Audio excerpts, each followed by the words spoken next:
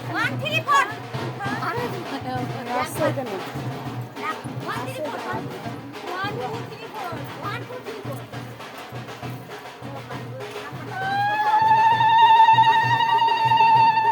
কয় পা হলো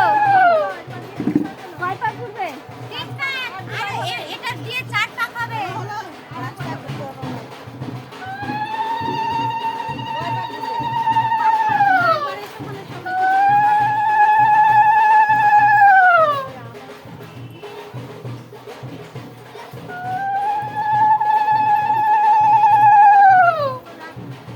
আরেকবার ঘুরে আর ঢুকে যাও